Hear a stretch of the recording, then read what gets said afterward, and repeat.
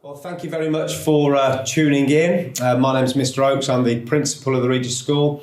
Normally at this time of year, we would meet with all Year 11 parents, carers and students and talk about a first push evening where we're supporting each other to get the students in the right position to do well in their mocks and then looking forwards towards obviously this really, really important year for them. Before we start, of course, there was important announcements last week by the government, by the Department for Education, in terms of GCSE exams. And I wanted to quickly go through those headlines with you. The first is that the exams are taking place. They plan to take place this summer. And the exam dates are between the 7th of June and the 2nd of July.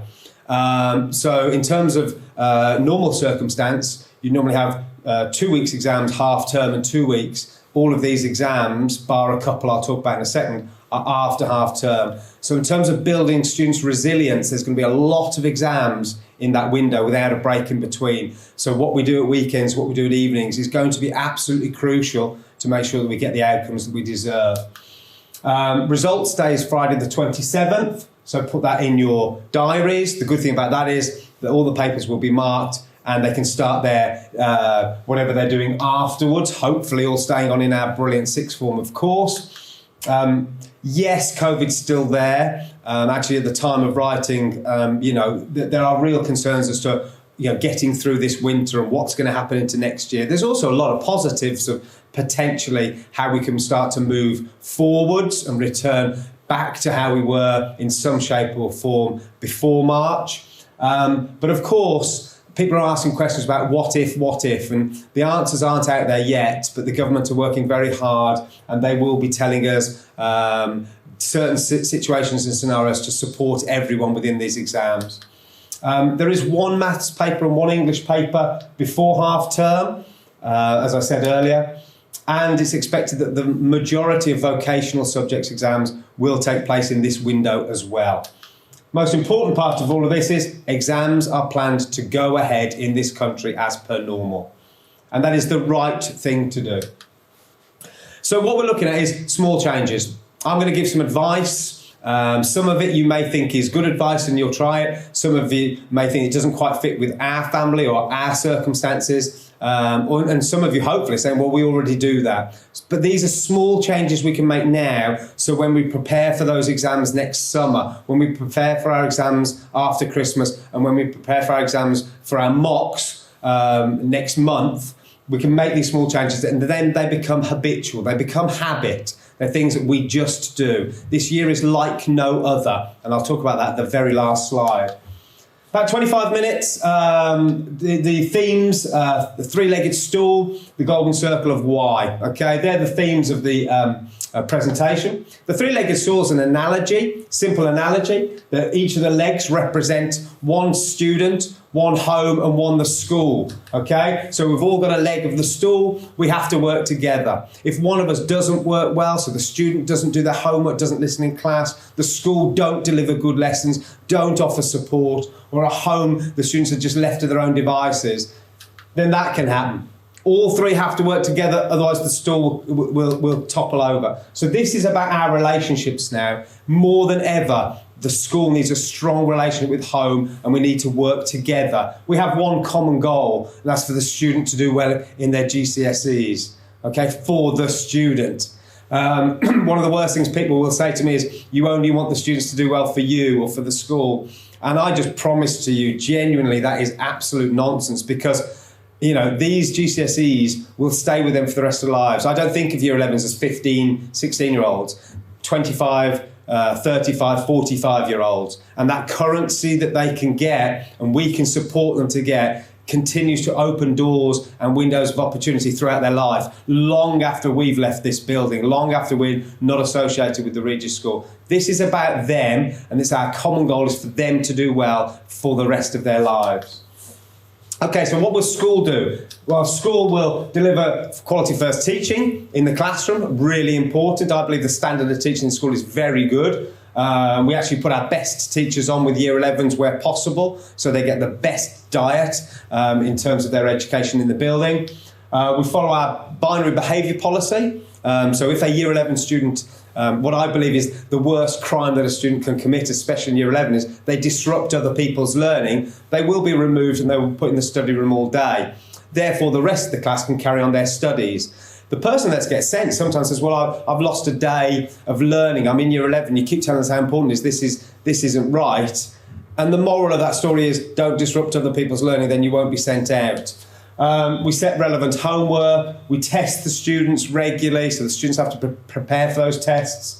We offer a comprehensive success program after school and actually period 0. So when the year 11s come in, we offer success program at the beginning and the end of the day, and that continues to grow throughout the year. In January, period 6 becomes compulsory for year 11s. All year 11s stay for an additional session after school. We provide SPs. Just quickly, an SP is a starting point. And for each of the subjects, they get an SP booklet. That's a really useful point for the students to start, to look at the knowledge, how they use them. A bit like primary school where you do your spellings. Okay, you look at the knowledge and read it. You then cover, you then write it, you check and you repeat. And you keep going round in circles until you remember that knowledge from those subjects. And we're going to overinvest in our year 11s. This is really important. Okay, they're a special year. Now, year 11s are a special year anyway, for obvious reasons. It's the year you take your external exams. But because of COVID-19, because they've missed some of their education, they've become an even special, an even more important year group. Really important that we get it right for them.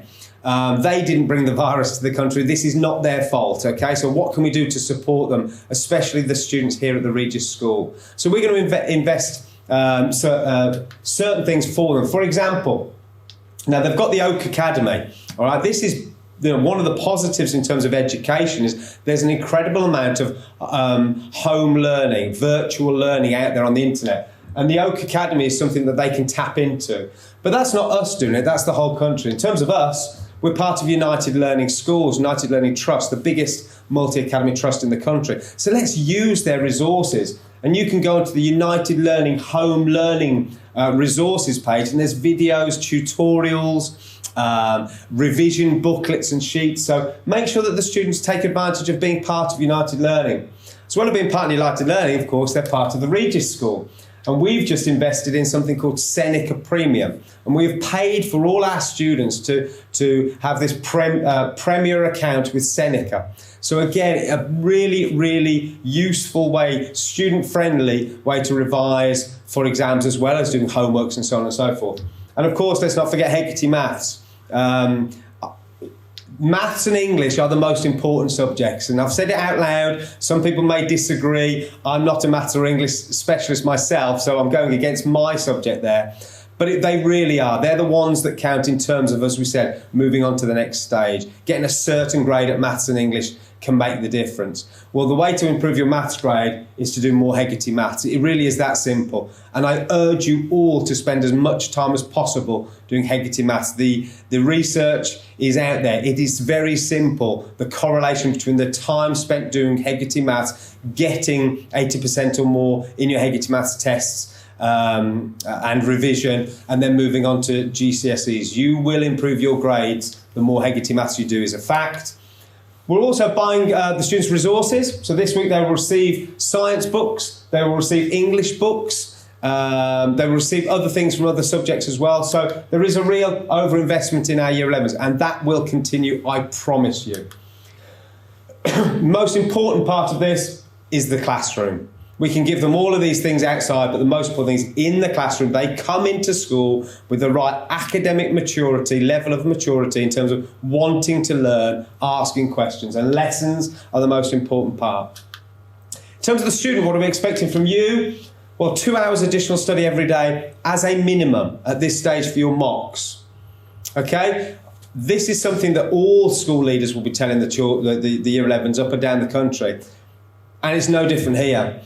If something happens next year that means we don't do exams, like last year, and we have to do centre assessed grades, then we're looking for evidence. Where do we gain the evidence that we believe we can predict your grades? It'll be your mock exams.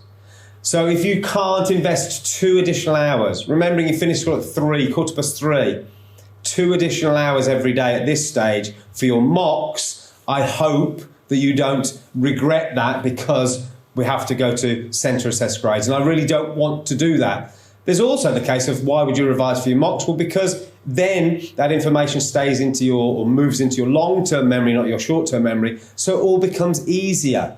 The best way to reduce stress and anxiety for exams, because it is stressful, I understand that, I absolutely do. But the best way to reduce that stress is to practice, is to work. So when you walk into an exam, actually you can enjoy an exam, as mad as it sounds, you can enjoy your exams. And certainly throughout my many years in this profession, many years supporting year 11s, the amount of students that walk out of an exam go, that wasn't as bad as I thought, or I actually quite enjoyed that, because they'd prepared. It's all about the preparation. Organise and keep a tidy home space. We'll talk about that in a second. Split weekends into two, SAS, Saturday and Sunday. And then split the days into three. So Saturday, morning, afternoon, evening. Sunday, morning, afternoon, evening. And of those 6 parts, you should be doing schoolwork at least 2 of those parts, at least 2. Some may choose to do more. So if you're doing something all day Sunday, seeing some family or playing sport or whatever it may be, then do 2 parts on the Saturday. You may decide that actually you want to go out Saturday afternoon and you might be doing something Sunday. So both mornings work or both evenings work, but 2 of those 6 parts, you should now be seriously doing GCSE preparation for your mock exams. Change your routine and eat the frog. This is great advice I was given about 10 years and it changed my life personally and professionally. The saying is, if you've got to do one bad thing every day, so if you've got to eat a live frog every day, by the way, I'm not telling people to do that, but if you had to eat a live frog every day, the best time to do it is first thing in the morning. The second you get up, get it out of the way and it's done. A simple example for parents out there, you've got to cut the lawn and you know you've got to do it on Sunday. And you wake up Sunday morning, you think, oh, I'll do it later and I'll do it later. And you procrastinate and you think about it all day. Just get up, do it, it's done.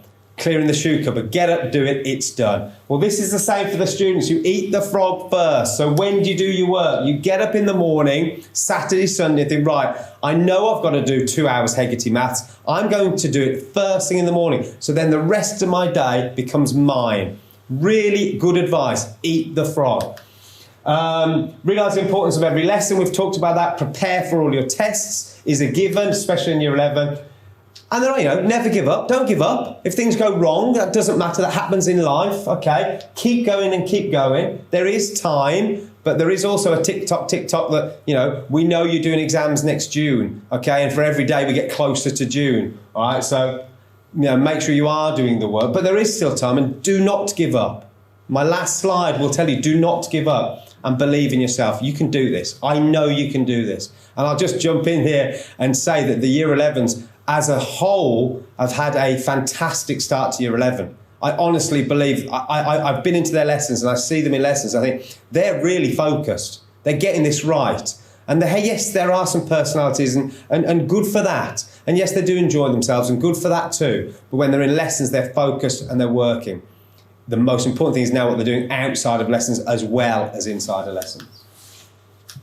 So for home, some tips about what you could do at home. As I say, not telling people to do this, that would be wholly wrong. They're just bits of advice that you may take up or not. You may be doing them already or not.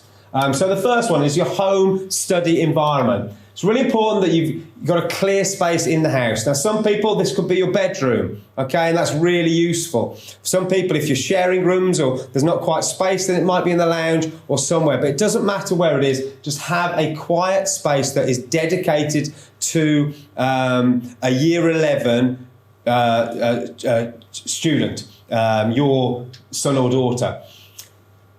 If you have a busy house, and I've got a busy house, I fully understand, what you may want to do is, if it is in a shared room, say, well, okay, between these hours, this becomes Billy's room, okay? This is his time, her time, she's revising, he's revising. So trying to almost put a rotor, and I've seen that work with families who have busy lives, and there's nothing wrong with that.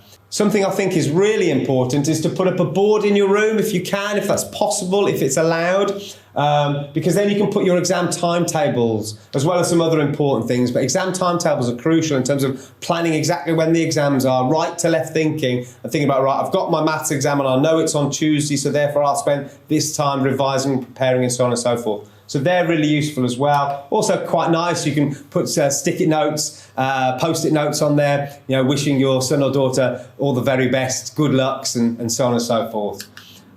Complete a student planner. Okay, as we said, talk to your sons and daughters about, okay, so when are you going to revise? Where's your SAS? Let's split your Saturday, Sunday. Which chunks are you going to do? So support them by making sure that they've got their planning time in place. Don't allow phones in bedrooms when studying. I'd probably change that now. That's, I think maybe a few years ago you'd say, right, no phones. Some phones are actually quite useful, okay? But I would police how long they've got their phones in and actually just check that they are using them for revision or not. And let's be honest, if talk about a digital divide, a laptop or Chromebook is far better to use to revise than a phone. Here's the reason. There's someone revising with a phone, there's someone revising without a phone. With a phone, without a phone, with a phone, without a phone. So that's the way you can support your sons or daughters. Worse than phones, in my opinion, are these games. Now, I'm not against these games at all, the PlayStations and Xbox. I'm not against them, but the amount of time that people play is quite scary. 20% of 15 and 16-year-olds spend 30 hours a week, and we're asking for 2 hours minimum a day. That's 14 hours we're asking for. So even this group of people could still spend an incredible amount of time playing. So again, I'm not saying put these away. I will say that probably in June when your exam season, but not now. I get it. Okay, I'm not a dinosaur. I understand that how young people socially interact, especially in today's world, more than ever, they can actually socially interact through these and talk to their friends. So I'm not saying put them away. What I am saying is just think about the time they spend on it and make sure that they dedicate some time to their academic studies. We talked about phones at bedtime. Actually, when they're going to sleep, this could very well be happening. Again, I'm not telling parents how to parent. That will be very wrong.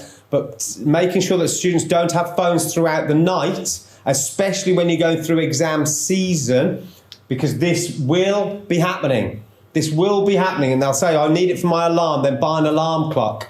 The problem with this is it sometimes fuels children, young people, with negativity. This person's texting their best friend saying, I'm really worried about the exam. This person now can't sleep because they're all worried about the exam. Well, this person wasn't worried about the exam until they spoke with this person. You see what I mean? So I don't think that phones should be in rooms at all. It's very easy to say right now you put your phone and we just put them in a box and you get it in the morning. You obviously, that's definitely what I do in exam season and see if it can form part of your routines at home. Students be out of bed at 9 o'clock every day at weekends and holidays. I think that's an easy one to do. Some of your sons or daughters may look like that on a Saturday or Sunday morning. Through lockdown, awful rumour, I'm sure it's not true, that some children didn't even get up until midday. Well, if that's the case, they are losing time. You think about eating the frog. If these people don't get up till 12 o'clock, well, if you get them out of bed at 9, you've gained 3 hours. Eat the frog, they're done. They've done all their schoolwork. Or they may just want to do some more. How can parents support that? What about a cup of tea? Come on then, time to get up. Or even better still, on a Sunday morning. Parents, I'll make a bacon sandwich if you get up and you do your Hegarty maths, your Seneca, your homework, your preparation, and so on and so forth. Discuss schoolwork. So this is linked, actually. Parents of teenagers often speak to their children like that. I know that's a fact in our house. That often happens, okay? During exam time, the best way to get the children to do work is to get involved with their work, okay? Ask them how they're doing. Little nudges, come on, let's do this, you can do this, you believe in them and so on. And the nudge theory is really important to this stage. Yes, we can shout at them, tell them, you've got this grade in maths, so you've got to do 4 hours tonight and 4 hours. We want to work with them, okay, with the children, with the parents, with the school. And so really it's conversations like that are far more fruitful, okay? Come on, you can do this. Just show me what you're doing. You don't have to be the experts, parents, okay? I'm not expecting you to know all their courses and be able to support them actually doing their homework, but just to show an interest in their schoolwork. That is really important. and has a huge effect. Without being stereotypical, up and down the country, GCSE results, girls outperform boys as an average, okay? Some girls don't do as well, some boys do absolutely brilliantly, okay? So it's some. And I'm suggesting to parents that some of the boys especially are going to need to, more than ever before, have these nudge conversations. What tends to happen, through experience I can tell you, is that the boys leave it till later, and that just can't happen this year for obvious reasons. Boys last year had our worst performance compared to girls using centre assessed grades because they hadn't worked hard, they hadn't shown the level of academic maturity that the girls had. So when we're predicting a grade, then the gulf widens. And what I'm just saying to you, some boys and some girls who aren't buying into education need to join the party now. They can't say, well, these aren't the real exams, because they might be. They can't say, well, I'll wait until March and then I'll really put in a show late on, because you can't do that anymore. And lastly, never believe in the statement, I haven't got any. Okay, if your sons and daughters say, haven't got any homework, haven't got anything to do, then think about all the resources. Think about, well, go and do some Seneca. Think about, well, go and do some Hegarty. Go and read your English books. I'm sorry, students, but this year there is always something to do. So plenty to think about. They're marginal gains. I'm not saying this will get people over the line, but it'll help them get to the line. For some, it will make a massive difference. Okay? I wanted to finally just end with the golden circle. Why do we do all this? Why have we done this video? Why is it all important?